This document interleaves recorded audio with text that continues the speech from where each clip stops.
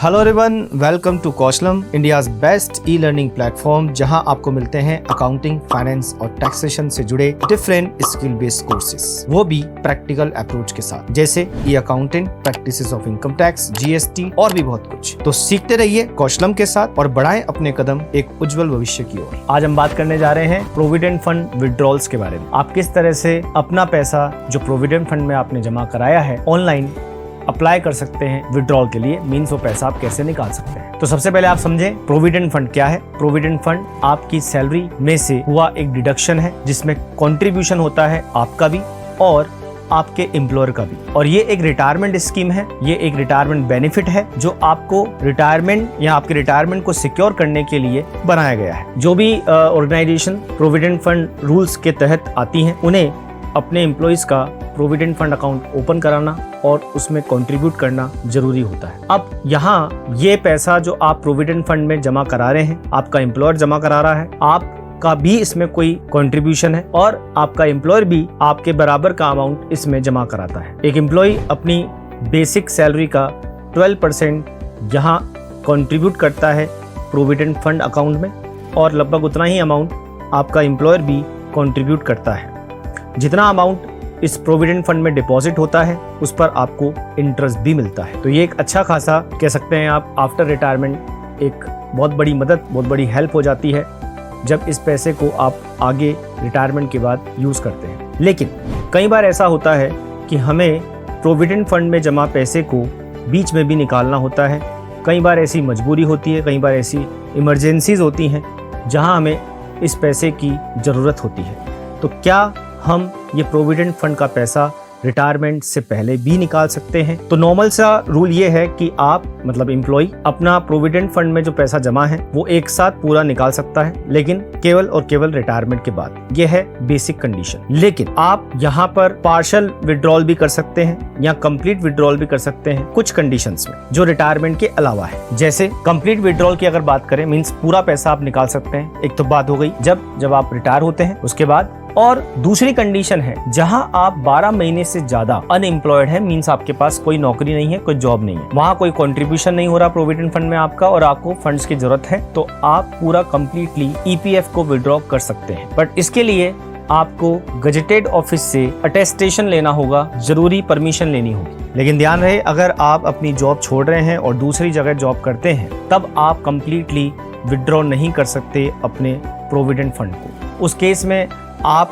अपना provident fund account shift कर सकते हैं दूसरे एम्प्लॉयर के पास जहां अब आप जॉब करने जा रहे हैं। हाँ, अगर आप 12 महीने से ज्यादा अनएम्प्लॉयड रहे हैं तब आप कंप्लीट विड्रॉ कर सकते हैं। अब बात करते हैं आप पार्शियल विड्रॉ कब कर सकते हैं, मींस पूरा नहीं लेकिन कुछ पैसा आप विड्रॉ कर सकते हैं प्रोविडेंट फंड से। तो आपको बता दूं 90% तक अमाउंट आप विड्रॉ कर सकते हैं अपने प्रोविडेंट फंड में जो पैसा जमा है उसका। कब कर सकते हैं, किन कंडीशंस में कर सकते हैं, अब उसकी हम बात कर लेते हैं। तो यहाँ जो पैसा पार्शियली विड्रॉ करना चाहते हैं आपके रिटायरमेंट से पहले, या फिर आपको अनएम्प्लॉयड हुए 12 महीने भी नहीं हुए हैं, या फिर अब एम्प्लॉयमेंट में है लेकिन उस दौरान भी अभी पैसा निकालना चाहते हैं, तो उसके लिए कुछ कंडीशंस हैं। जैसे आप मेडिकल पर्पज के लिए पैसा निकाल सकते हैं, आप मैरिज के लिए पैसा निकाल सकते हैं, आप एजुकेशन के लिए पैसा निकाल सकते हैं, आपको कोई लैंड या कंस्ट्रक्शन करा रहे हैं आप हाउस का, उसके लिए ले सकते हैं, आप होम लोन रीपेमेंट के लिए भी ये पैसा ले सकते हैं, और इसी तरह आप रिटायरमेंट से पहले भी मैंने बताया पार्शियल विड्रॉ कर सकते हैं 90% तक। तो इन केसेस में आपके लिए अलाउ है कि आप पार्शियल विड्रॉ कर सकते हैं, बट सबके लिए एक अमाउंट की लिमिट है।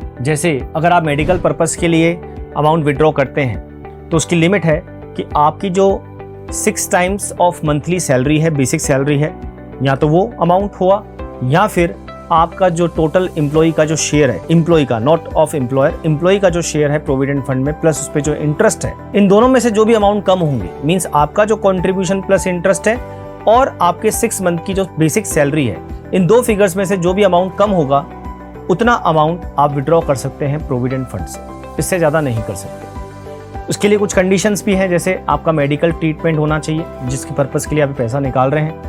वो मेडिकल ट्रीटमेंट आपका खुद का भी हो सकता है, स्पाउस का, चिल्ड्रन का, पेरेंट्स का, किसी के लिए भी आप ये ले सकते हैं, मीन जो आपके फैमिली मेंबर्स हैं। इसी तरह अगर आप मैरिज पर्पस के लिए पैसा विड्रॉ करना चाहते हैं तो आप इसे विड्रॉ कर सकते हैं। कितना कर सकते हैं?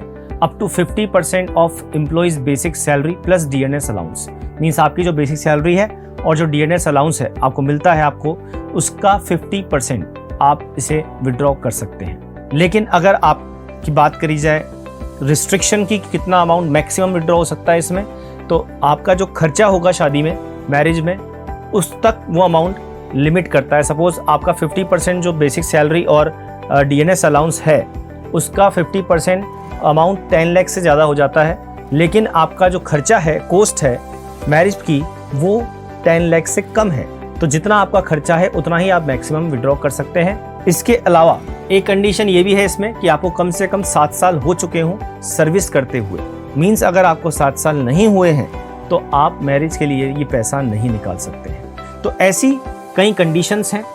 एजुकेशन के लिए भी यही है, 7 ईयर्स से पहले आप नहीं निकाल सकते। मीन्स कंटिन्यूस सर्विस आपको हो चुकी हो, 7 साल हो चुके हो, उसके बाद ही पैसा पार्शियल विड्रॉ आप कर सकते हैं। इसी तरह लैंड परचेज के लिए भी आप 5 ईयर्स तक आपको सर्विस करते हुए हो गए हो, उसके बाद ही पैसा निकाल सकते हैं। होम लोन के लिए आपके लिए लिमिट 10 ईयर्स है। इस तरह अलग अलग पर्पस के लिए अलग अलग लिमिट्स तय की गई है। चलिए अब बात करते हैं इन सभी केसेस के अलावा मैंने बताया था आप पार्शियली विड्रॉ कर सकते हैं 90% तक। जो अमाउंट आपके यहाँ पर आपके प्रोविडेंट फंड में इकट्ठा हो चुका है, आपका जो कंट्रीब्यूशन हो चुका है आपके इंटरेस्ट के साथ, उसका 90% आप विड्रॉ कर सकते हैं। लेकिन उसकी शर्त यह है कि आपकी एज 54 ईयर्स हो चुकी हो।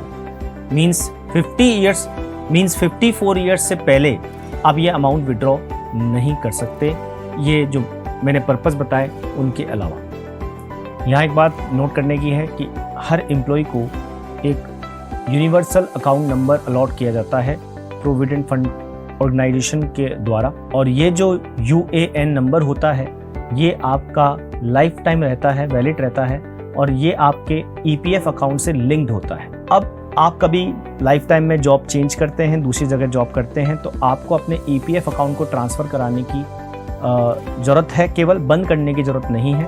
और जब आप अपना EPF अकाउंट ट्रांसफ़र कराएंगे दूसरी जगह, मीन्स जहां आपने जॉब चेंज करी है, जो नए एम्प्लॉयर के पास आप जॉब करते हैं, तो उसके लिए भी आपका ये UAN नंबर सेम रहेगा, उसमें कोई चेंजेस नहीं आएंगे। चलिए बात करते हैं क्या प्रोसीजर है EPF विड्रॉल का। मीन्स आप जब EPF पैसा निकालते हैं अपना प्रोविडेंट फंड से, तो उसके लिए क्या प्रक्रिया है उसकी बात हम करते हैं। तो प्रोसीजर ये है कि सबसे पहले 2 तरीके हैं पैसे को विड्रॉ करने के, वो है फिजिकल एप्लीकेशन लगाकर या फिर ऑनलाइन एप्लीकेशन लगाकर। अगर बात करें फिजिकल एप्लीकेशन की, तो आपको इसके लिए क्या करना है, डाउनलोड करना है न्यू कंपोजिट क्लेम फॉर्म आधार, जहां से आपको ये फॉर्म फिलअप करना है और इस फॉर्म को आपको डिपॉजिट सबमिट कराना है EPFO ऑफिस में। वहां से आपका जब ये फॉर्म सबमिट होगा वो आपकी एक एप्लीकेशन मानी जाएगी कि आप ये पैसा निकालना चाहते हैं। ये जो फॉर्म है कंपोजिट क्लेम फॉर्म, ये आपके आधार और आपके बैंक डिटेल्स इसमें अगर लिंक्ड है, डली हुई है UAN पोर्टल पर, तो ही आप इसका यूज़ कर सकते हैं फिजिकली अमाउंट विड्रॉ के लिए। ये फॉर्म आपको कहीं से अटेस्टेड कराने की ज़रूरत नहीं है, आप सेल्फ अटेस्ट करके, सेल्फ सर्टिफाई करके भी ये फॉर्म अप्लाई कर सकते हैं विड्रॉ के लिए। चलिए बात करते हैं ऑनलाइन एप्लीकेशन की, जो कि सबसे कॉमन और आसान तरीका है अमाउंट विड्रॉ करने के लिए। ऑनलाइन अप्लाई करके भी आप अमाउंट EPF से विड्रॉ कर सकते हैं। ऑनलाइन एप्लीकेशन के लिए ज़रूरी है कि EPF पोर्टल पर जो आपका UAN नंबर है, मीन्स यूनिवर्सल अकाउंट नंबर, वो एक्टिवेट होना चाहिए, और आपका जो मोबाइल नंबर है एक्टिवेशन के लिए जो UAN में आपने रजिस्टर करवाया था वो वर्किंग कंडीशन में होना चाहिए। मीन्स आपका नंबर, मोबाइल नंबर भी चालू होना चाहिए। जो आपका UAN है वो लिंक्ड होना चाहिए आपके KYC से, मीन्स आपके आधार, पैन, बैंक डिटेल्स और IFSC कोड, ये सब उसमें लिंक्ड होने चाहिए। अगर ये सभी कंडीशंस फुलफिल होती हैं तो आपको अपने प्रीवियस एम्प्लॉयर से आपके विड्रॉल एप्लीकेशन को अटेस्टेड कराने की कोई ज़रूरत नहीं है। चलिए बात करते हैं क्या स्टेप्स हैं EPF विड्रॉल की ऑनलाइन UAN पोर्टल पर। तो आपको क्या करना है, सबसे पहले स्टेप 1 में UAN पोर्टल पर विजिट करना है, वहां से लॉगिन करना है। वहां लॉगिन करने के लिए आपको अपना लॉगिन ID, आपका पासवर्ड डालना होगा। इसके बाद आप स्टेप 3 में जाएंगे और क्लिक करेंगे मैनेज टैब पर। आपको वहाँ एक मैनेज टैब दिखेगी, वहाँ क्लिक करेंगे। इसके बाद सेलेक्ट करेंगे KYC to check whether your KYC details such as Aadhaar, PAN, bank details are verified और नॉट। मीन्स आप KYC पे चेक करेंगे कि आपके जो डिटेल्स हैं आधार, बैंक और पैन कार्ड, ये डिटेल्स वेरीफाई हैं कि नहीं है, क्योंकि अगर डिटेल्स वेरीफाई नहीं हुई तो फिर आप ऑनलाइन अप्लाई नहीं कर पाएंगे। इसके बाद बात करेंगे स्टेप 4 की।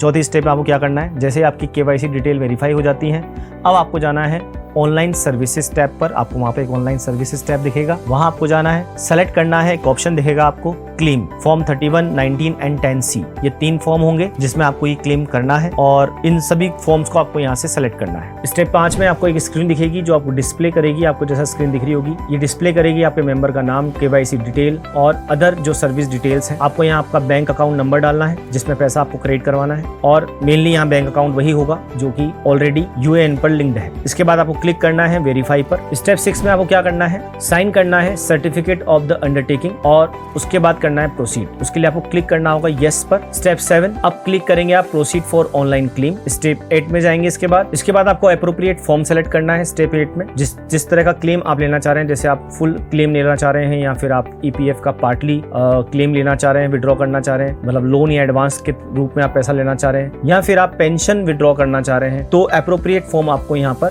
सेलेक्ट करना है। वहां आपको एक टैब दिखेगी I want to apply for, वहां आपको ये सेलेक्ट करना है। यहाँ ध्यान रखें अगर आप एलिजिबल नहीं है विड्रॉ के लिए, मींस ऊपर जो कंडीशंस मैंने आपको बताई उसमें से कोई भी कंडीशन नहीं और आप एलिजिबल नहीं है तो ऐसा कोई ऑप्शन आपको वहां पर शो नहीं होगा। स्टेप 9 में आपको सेलेक्ट करना है PF advance form 31 to withdraw your funds, पैसा निकालने के लिए आपको सेलेक्ट करना होगा। इसके बाद आपको प्रोवाइड कराना है कि आप ये पैसा एडवांस में क्यों ले रहे हैं, क्यों पैसा विड्रॉ कर रहे हैं, उसकी पर्पस को आपको बताना होगा। उसके बाद आपको डालना होगा अमाउंट, कितना अमाउंट आप विड्रॉ करना चाहते हैं और आपके एम्प्लॉइज जो हैं उनका एड्रेस। स्टेप 10 में आपको क्या करना है, सर्टिफिकेट पे क्लिक करना है और इसके बाद सबमिट करनी है आपकी एप्लीकेशन। इसके बाद आपसे कुछ स्कैन डॉक्यूमेंट्स सबमिट करवाने के लिए कहा जाएगा जो फॉर्म आपने फिल किया है उसके साथ। इसके बाद आपका एम्प्लॉयर उस विड्रॉल रिक्वेस्ट को अप्रूव करेगा, उसके बाद ही आपका पैसा आपके अकाउंट में आ पाएगा। इसके लिए कम से कम 15 से 20 दिन का समय लग जाता है नॉर्मली। तो ये थी इन्फॉर्मेशन कैसे आप PF का पैसा विड्रॉ कर सकते हैं। ऑनलाइन एप्लीकेशन बहुत आसान है, इसके द्वारा आप इजीली ये पैसा विड्रॉ कर सकते हैं। कंडीशंस आपको समझ में आ गई आप कब विड्रॉ कर सकते हैं।